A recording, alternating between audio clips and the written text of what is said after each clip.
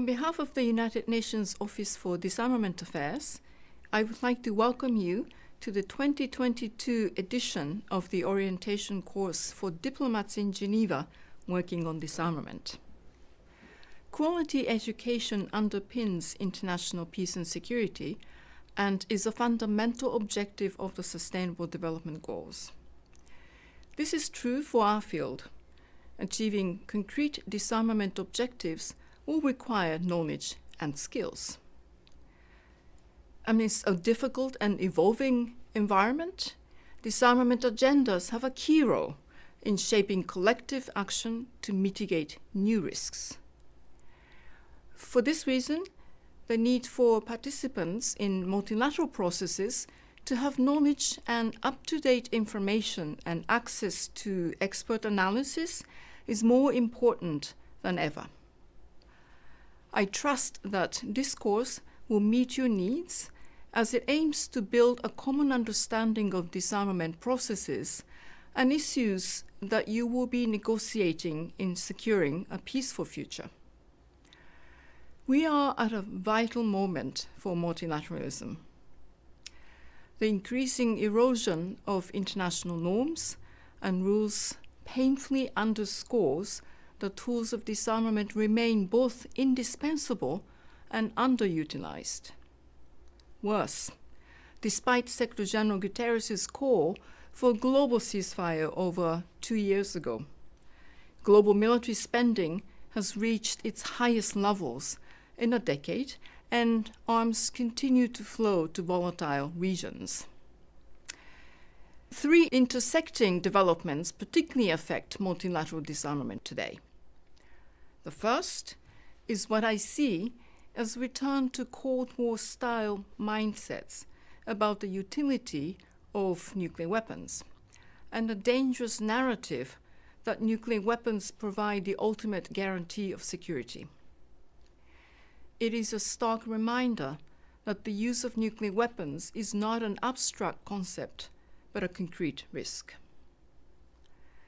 The possession of nuclear weapons continues to endanger our collective security. At no time is that more apparent than in periods of crisis, including today.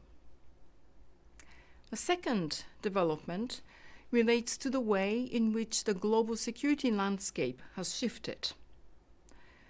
Not only are we seeing increased tension between major powers, but also an extension of conflict into new domains through transformative technologies.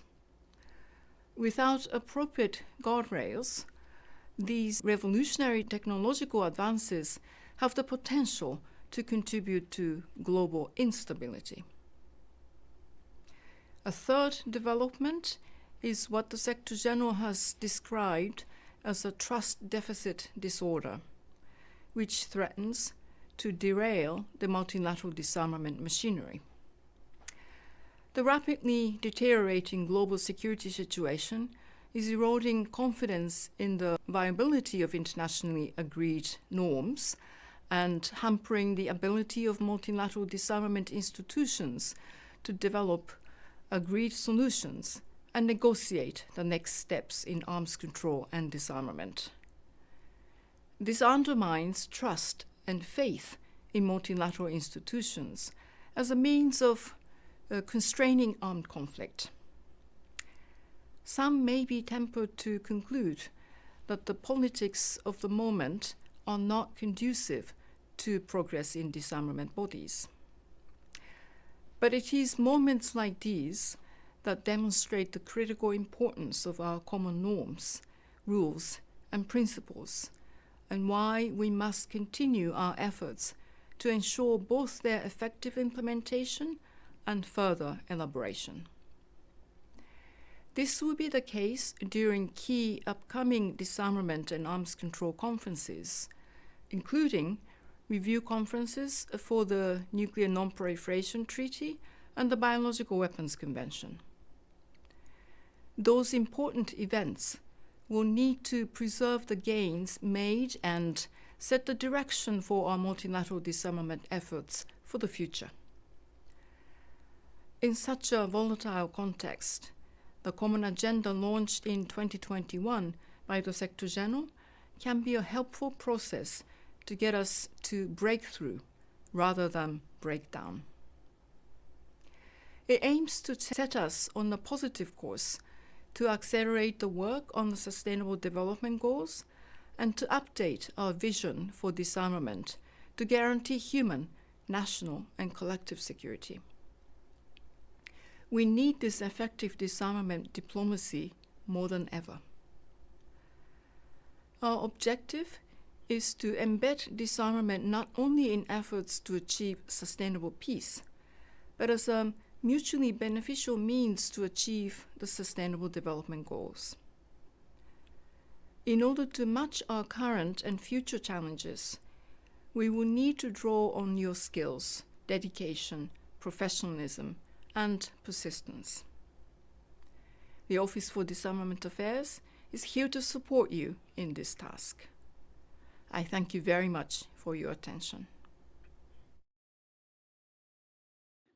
Hello, and a very warm welcome to the 4th edition of the Disarmament Orientation course for newly arrived diplomats here in Geneva. My name is Robin Geis. I'm the director of the United Nations Institute for Disarmament Research, which is more commonly known by its acronym UNIDIR. On behalf of the entire UNIDIR team, we're delighted to welcome you on this course, and we certainly look forward to introducing you to the many issues on the increasingly complex and increasingly broad disarmament and arms control agenda. And of course, we also want to introduce you to the many vital discussions and processes that are taking place here in Geneva. As you'll quickly discover, Geneva is at the very heart of multilateral diplomacy. It hosts the United Nations Palais des Nations and several other organizations that share the goals of promoting peace and security, as well as international cooperation and prosperity. The Disarmament Orientation course offered jointly by UNIDIR and UNODA seeks to build on this Geneva tradition and offers you an overview of the main pillars of the disarmament architecture, including the various treaties it comprises, institutions, mechanisms, and processes. We often hear from diplomats that are entering the field that arms control and disarmament can be a challenging and complex field to enter. The issues it involves are politically sensitive, often they're technically difficult and complex, and often debates and discussions are rooted in long-standing commitments. They come with a history of their own. They also come with certainly a set of new acronyms and established jargon. And this is exactly where the Disarmament Orientation course comes in, helping you to better understand and navigate the basic structures, but also the contemporary debates in this diverse field. Of course, this year will be delivered in an online format and through a combination of videos, readings, and interactive sessions. And we'll aim to provide you with a real tour d'horizon of the central disarmament treaties and conventions. We want to introduce you to some of our own experts here at UNIDIR and UNODA. They will be very helpful contacts, and we hope that you will interact with them frequently during your tenure here in Geneva. And then, of course, we want to provide you with an opportunity to network, certainly with external experts, but also with your new colleagues and amongst each other. The ultimate aim with this course is to demystify, in a sense, the field of arms control and disarmament, and to foster collaboration across our shared community here in Geneva. Now, clearly, you're all aware these are challenging times for humanity and the planet. It's an era that is marked by cascading global crises and very complex security dilemmas. And no doubt, the challenges for disarmament and arms control loom larger than ever. And in this context, let me just mention 3 trends that are particularly relevant for purposes of this course and for the discussions in the coming days. First of all, conflicts have multiplied and civilians are increasingly affected by armed violence. How we tackle these problems through multilateral disarmament is one of the main issues that we're facing today and will be a central issue throughout the course in the coming days. Second, technological developments in areas like artificial intelligence, outer space, the cyber realm, but also with regard to synthetic biology, are occurring at a blistering pace. And these kinds of new technologies impact the way we think about weapons, about how we think about warfare.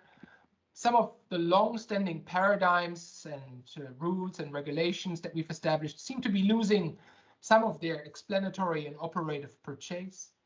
And generating new considerations for arms control and weapons governance in the 21st century is one of the grand challenges in the field. And certainly, especially when it comes to new technologies, this will need to include discussions with diverse stakeholders and actors, and including the private sector, which oftentimes runs either the infrastructure, like the cyber infrastructure, the infrastructure underpinning cyberspace, and is also very much driving technological innovation forward. The third trend that I would like to mention, and that has particular relevance and impact on all disarmament discussions, is the increasing great power division that we're seeing, which is threatening what we've already achieved in arms control and strategic capabilities over past decades. And several accords clearly have collapsed already, and many others are currently under severe stress. All of these concerns and questions will come up during the course, which we've divided into 6 thematic modules to break the complex field down into a more accessible way.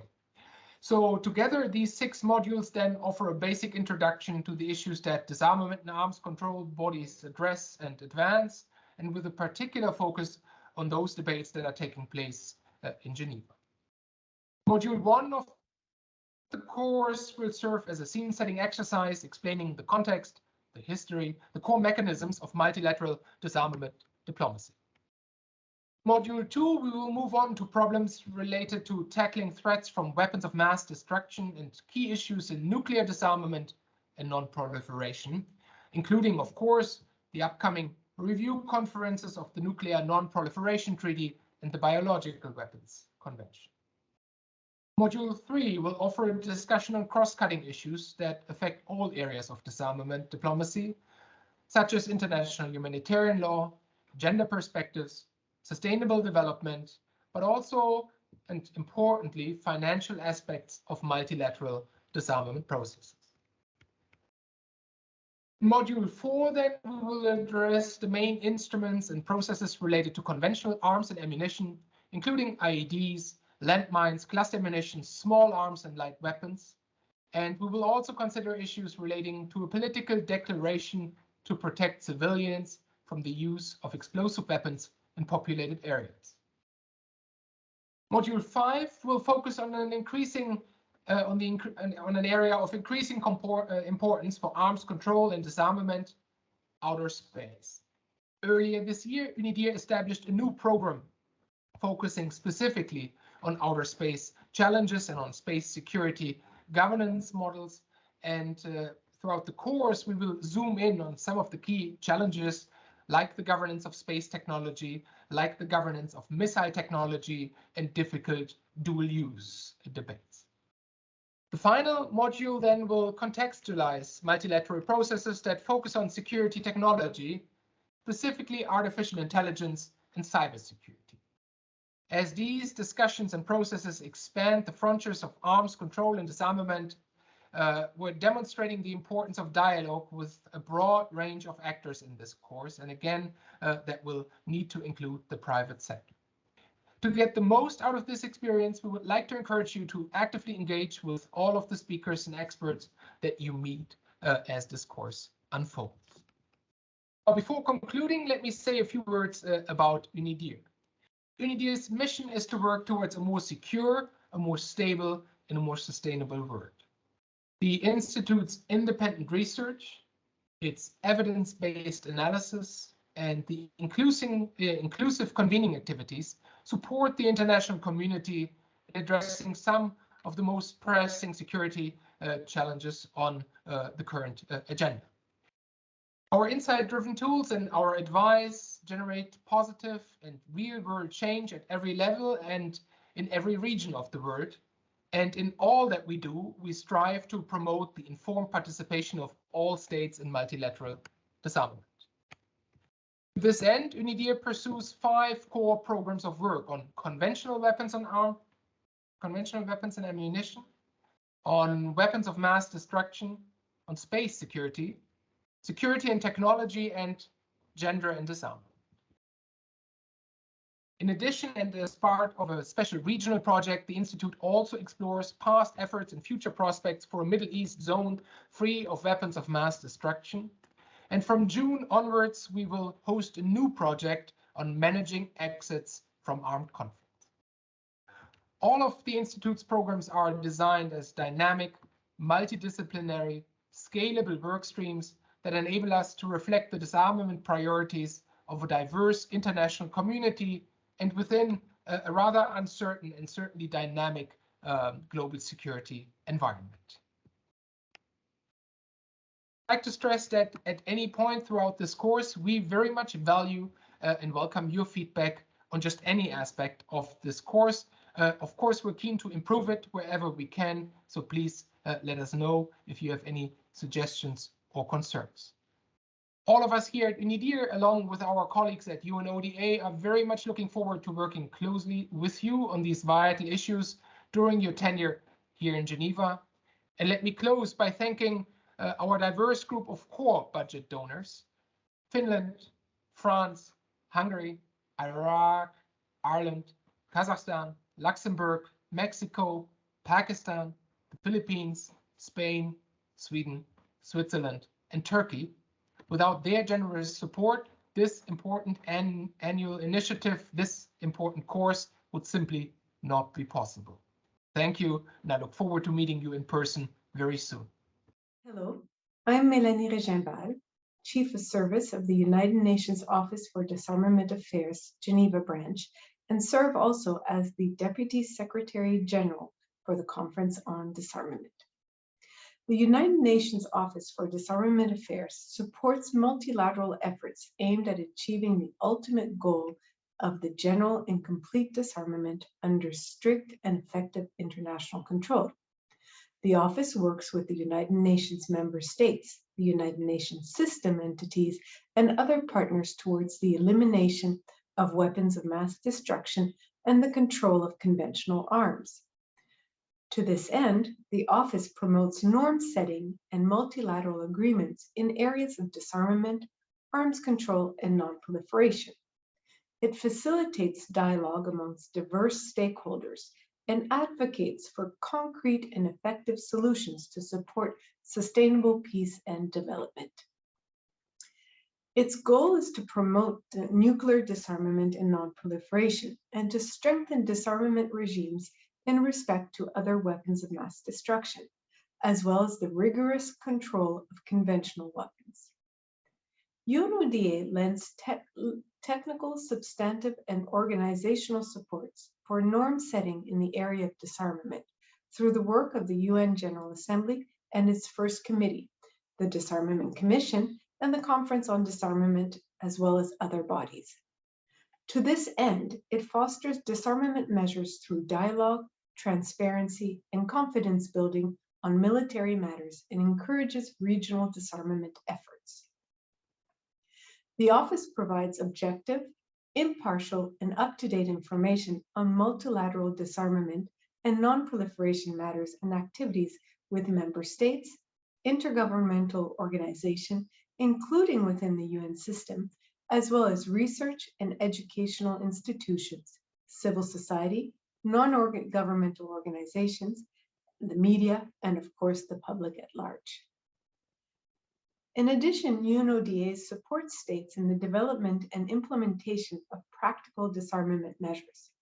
Technical assistance is provided upon request and covers the entire gamut of disarmament, non-proliferation, and arms control instruments. It can include technical, capacity building, legal and policy supports to states to prevent illicit proliferation of arms and address their humanitarian impact. UNODA places people at the center of all disarmament efforts, promoting the engagement and participation of women and youth in the field. UNODA is structured into 4 branches: the Conference on Disarmament Secretariat and Conference Support Branch based here in Geneva, the Weapons of Mass Destruction Branch, the Conventional Arms Branch, and the Regional Disarmament and Information and Outreach Branch, all based in New York. The office also has a Science and Technology and International Security Unit and an office at the Vienna International Center. Furthermore, UNODA has 3 regional centers located in Kathmandu, Lomé, and Lima. The Geneva Branch is a substantive secretariat to a wide range of multilateral disarmament fora, including the Conference on Disarmament. The branch hosts the implementation support units of the Biological Weapons Convention and the Convention on Certain Conventional Weapons. Our teams work closely with the chairs of other office holders to prepare for substantive meetings and conferences and to move forward with processes.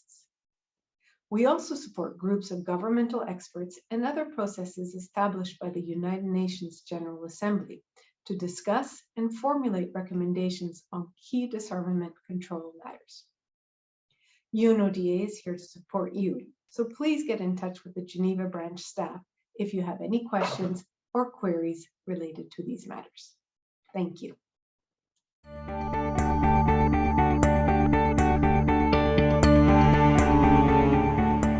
Hello and welcome to this edition of the UNIDIR ODA Disarmament Orientation course. My name is Rada Day and I am the Secretary of the Conference on Disarmament.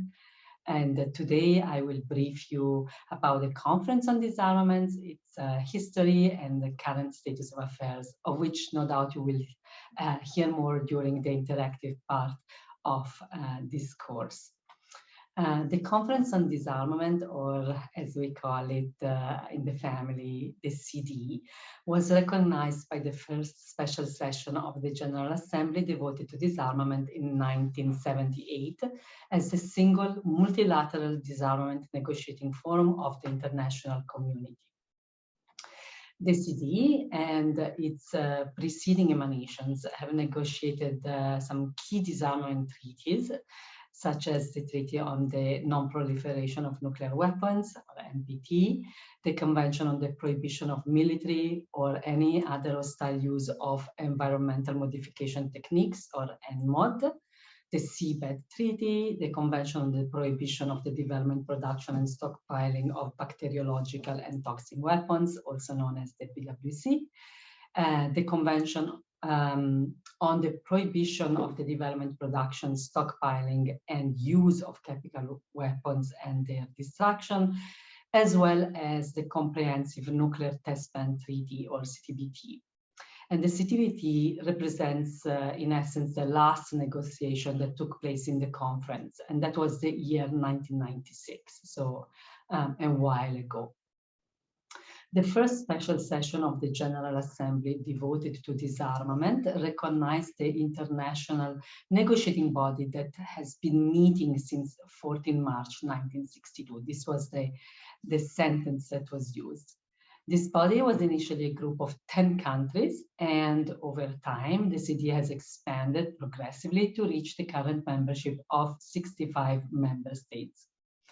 Other states are allowed to participate in the meetings of the CD as observers if approved by the member states of the CD, a process that now and then has been fraught with some contention, but not every year.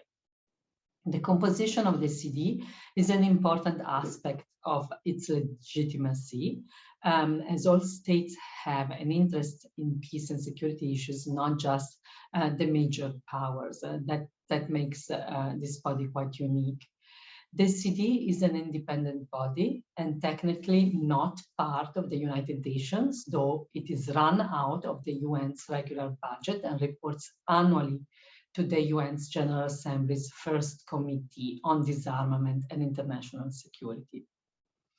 The CD is, however, an integral part of the UN disarmament machinery and complements the First Committee of the General Assembly and the Disarmament Commission. The difference between the Disarmament Commission and the Conference on Disarmament is that the former has a deliberative function, while the latter was established and continued to exist as a negotiating forum of the international community. The conference meets annually for a total of 24 weeks, and the presidency of the CD rotates amongst its members following the English alphabetical order and lasts 4 weeks. The agenda of the conference covers key topics in disarmament, non-proliferation, and arms control. Nuclear disarmament, fissile material for use in nuclear weapons or other nuclear explosive devices, preventions of an arms race in outer space, and negative security assurances are its core issues, 3 of which relate explicitly to one category of weapons of mass destruction, that is, nuclear weapons. The agenda also covers so-called non-core items, including new types of weapons of mass destruction and new systems of such weapons, radiological weapons, a comprehensive program of disarmament, transparency in armaments, and consideration and adoption of the annual report to the General Assembly of the UN. So we see there is a rich choice of topics for discussion in the CD, and one might thus wonder how it has come to be that the CD has been unable to conduct negotiations for now over 25 years. Simply put, it can be said that topics of the agenda of the CD are at the heart of national security of states and are impacted by their bilateral relations, as well as by the regional and global geopolitical situation. And this in turn impacts agreement even on something as seemingly simple as how the CD conducts its work. Indeed, the profound disagreements among member states on how to address the topics on its agenda are ultimately at the core of the reason why the CD has been unable to adopt a program of work for the past several years.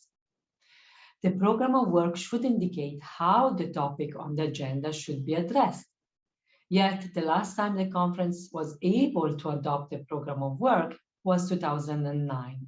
And even on that occasion, it was short-lived, as states then failed to agree on how to implement the decision they had just adopted. Several states refer to a lack of political will to move forward as the reason for the status quo. But perhaps it's not so much a lack or absence of political will, but rather, as a speaker at the previous iteration of this course once said, it's about a clash of political wills.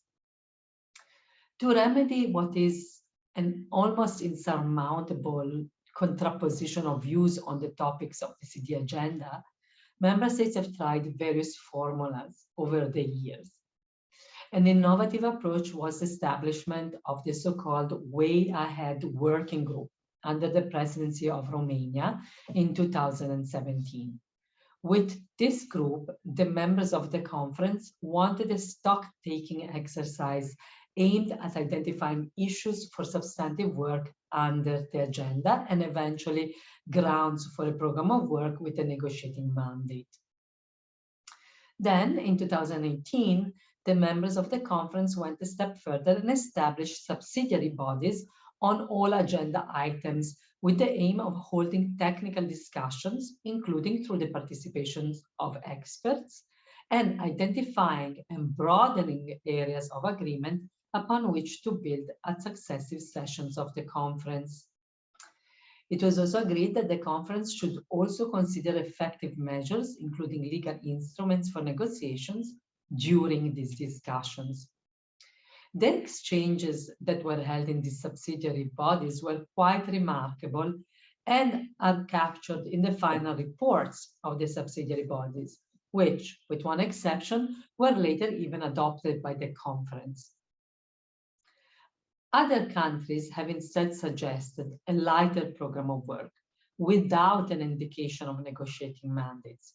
For example, the Netherlands in 2019 argued in favor of a simplified program of work to be used merely as a planning tool, allocating time for each agenda item, without the establishment of subsidiary bodies or mandates for discussion. Agreement was found again on the establishment of subsidiary bodies this year. This was a great achievement as it allows targeted discussions at the technical level and reduces the chances of caustic exchanges that have characterized the CD in recent years. It should be said, however, that this year the decision to establish subsidiary bodies does not contain a specific mandate for the bodies themselves. Finding an agreement on mandates and/or negotiating mandates would have probably been very difficult in the current environment. Of course, all this work around formulas does not obviate to the continued disagreement among CD member states as to what should be negotiated first or that could gather consensus for negotiations. Some countries deem fissile material for use in nuclear weapons or other nuclear explosive devices as the possible topic for a future negotiation. Others consider negative security assurances to be the topic that should be tackled instead. And there are also countries that would advocate for a full-fledged negotiation on nuclear disarmament. The fact remains, in other words, that the current polarization of the international community does not make realistic a prospect for agreement in the short term. The question then becomes, what can the conference do in such strange international contexts? Firstly, as has also been mentioned by some CD members, the conference does not necessarily need to negotiate legally binding treaties. Nothing in its rules of procedure prevents it from negotiating confidence-building measures or non-legally binding agreements, for example. While it is certainly no longer the single multilateral disarmament negotiating forum of the international community, as negotiations have taken place in other fora, the CD's composition, that comprises all military powers, coupled with its consensus role, still makes the CD a relevant negotiating forum for many states. Secondly, it is true that closer interaction between disarmament bodies could benefit the disarmament machinery as a whole. Some have suggested going towards an ideal model in which, following mandates from the first committee, issues are discussed in the Disarmament Commission and, once agreement has been found, then on to the CD for negotiations. This model, however, would need a much more serene international security context. And with these few thoughts, I wish you productive exchanges on the CD and the international disarmament machinery during the remainder of your course and your stay in Geneva. Thank you very much.